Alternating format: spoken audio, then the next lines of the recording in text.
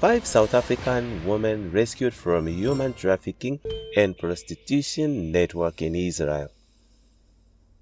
5 women have been rescued from a human trafficking network which had forced them into prostitution in Jerusalem, Israel. Investigations revealed that network members operated from the Tel Aviv area and illegally imported women from South Africa to Israel with the intent of employing them as prostitutes. In a report by Israel's national broadcaster KAN, it was revealed that the raid, conducted in June, targeted a suspected brothel where South African women were found. A video aired by KAN showed police seizing cell phones and cash. The women reportedly told police investigators that they were thrown naked into the street after one of the alleged traffickers was dissatisfied with their performance. Testimonies collected from the women also indicated that they were brought to Israel from South Africa via Jordan under various pretexts. The broadcaster added that 3 of the women were rescued in Jerusalem and the other 2 were found in Tel Aviv. In Tel Aviv, police found the victims in the company of 3 South Africans, 2 men and a woman, all in their 40s. They were arrested and are still in custody. A few days later, another suspect, also a South African, was arrested in South Tel Aviv.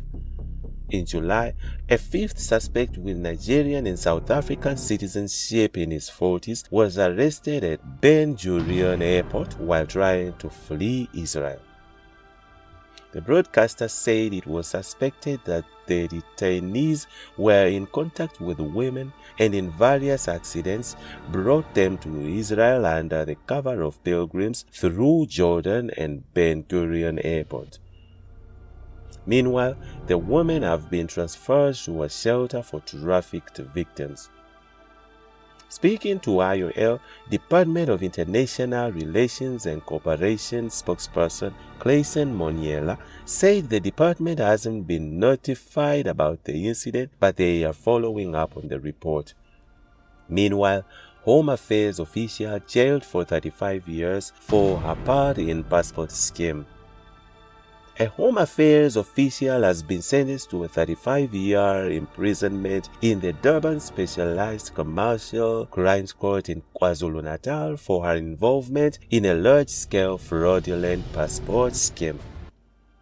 Judith Salome Zuma was convicted on charges of corruption, fraud, and violation of the Identification Act and the Immigrations Act. The spokesperson for the Directorate for Priority Crime Investigations, known as Hawks, Colonel Pilani Nkwalase, said Zuma was arrested on December 13, 2021. The meticulous investigation by the Hawks, together with the Department of Home Affairs, revealed that she was aiding a criminal network outside her jurisdictions at the Richards Bay Home Affairs Office, exploiting vulnerable South Africans by luring them with money ranging between 300 to 500 for fingerprints used to obtain illegal passports for foreign nationals.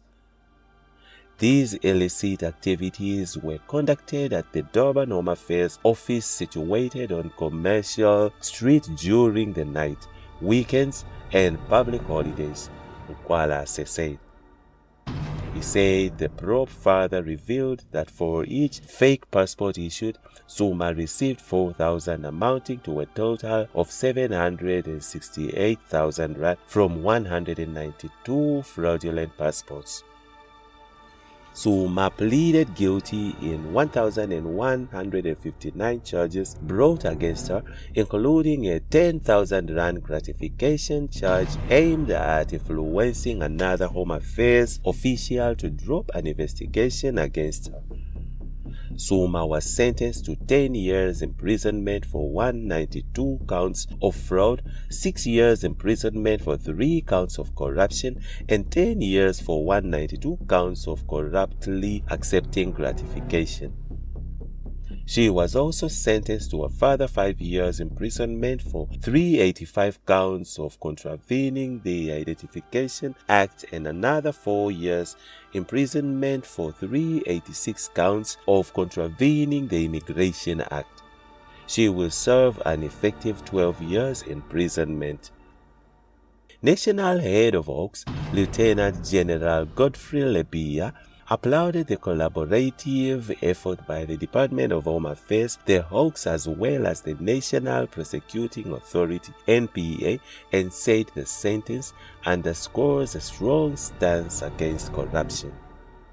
This sentence serves as a stern warning to those who corruptly or fraudulently facilitate the influx of foreign nationals in our country, Libya said.